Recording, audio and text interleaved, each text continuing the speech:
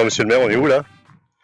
Alors, nous sommes au lieu-dit de la Rivière, à Saint-Éloi-les-Tuileries, à côté de la Grange Valère, qui est propriété de la communauté de communes et qui a été restaurée en 2017. Alors là, c'est la grange avant la tempête de 99 avec son toit de chaume d'origine. Et aujourd'hui? La voici. La voici. On va s'approcher. Donc là, le chaume a été restauré en 2017. Donc ce sont des travaux financés par la communauté de communes, puisque les propriétaires du site. Et c'est du chaume qui a été fait exactement comme à l'origine, c'est-à-dire de la même façon de le lier, la même façon de le travailler. Et donc c'est vraiment à l'identique avec la partie pour l'évacuation de l'air chaud quand on mettait le foin pour pas qu'il y ait tout est vraiment à l'identique. Donc avec tous les travaux depuis le rachat, c'est-à-dire la partie charpente dans un premier temps et la partie chaume, et sur les parties porcherie, toutes les toitures ont été refaites à l'identique et en gardant les restaurations heureuses ou malheureuses du XXe siècle. Tout a été conservé tel que, et de même que le poulailler en bois a été refait, reconstruit exactement de la même façon qu'à l'origine.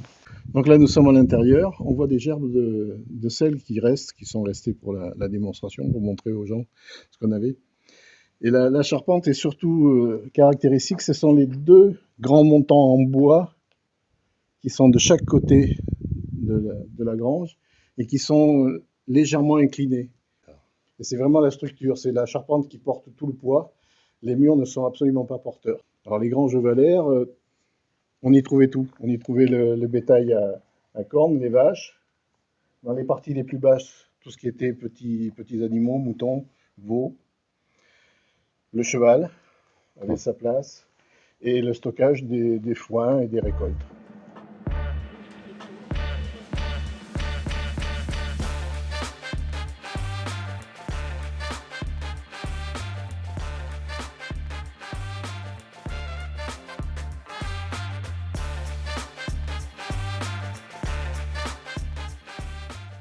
C'est des travaux de consolidation qui ont été faits un peu dans l'urgence, parce que le pignon menaçait ruine. Et donc là, on est en attente de travaux très importants pour remettre le pignon et refaire la toiture. Et alors là, on va où? Donc là, c'est le cimetière de Saint-Éloi. Donc il était à l'origine autour de l'église. Il a été déplacé, on pense, dans les années 1840.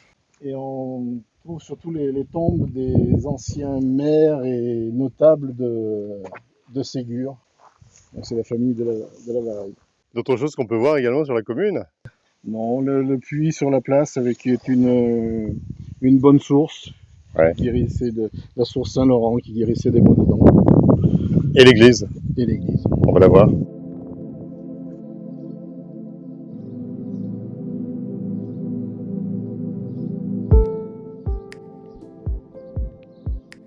Elle daterait du 11e, 12e siècle pour la partie la plus ancienne, et puis elle a eu de nombreuses restaurations, des restaurations importantes jusqu'au 16e siècle.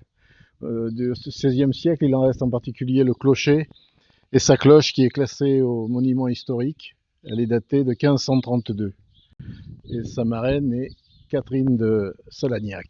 Les derniers travaux ont été réalisés par la communauté de communes avec des aides de l'État et du département. Les plus gros travaux ont eu lieu sur le bas du clocher, puisque des ouvertures ont été réaménagées comme à l'origine de l'église, en démolissant 3 murs qui bloquaient les arches depuis de nombreuses années.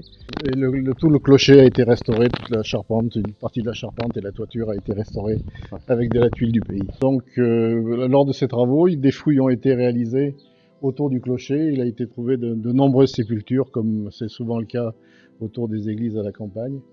Des choses qui ont été même étonnées les archéologues de par leurs origines. Et lors de cette démolition, on a retrouvé le premier baptistère de l'église. Je vais te le montrer dans l'église, il est dans l'église. On va aller le voir.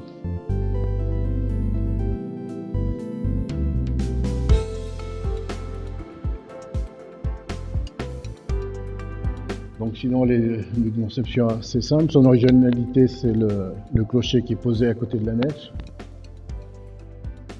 Cette Vierge à l'enfant a été réalisée par une dame, Madame Thuillier de Ségur.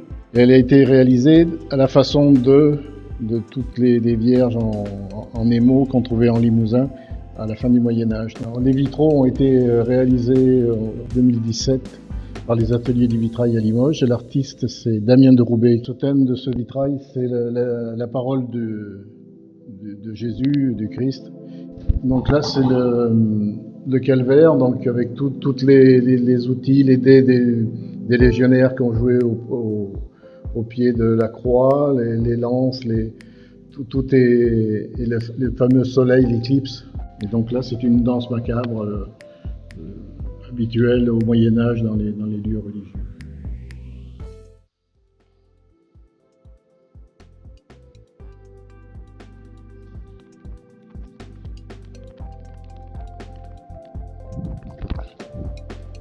Pour la partie la plus ancienne, 11e, 12e siècle.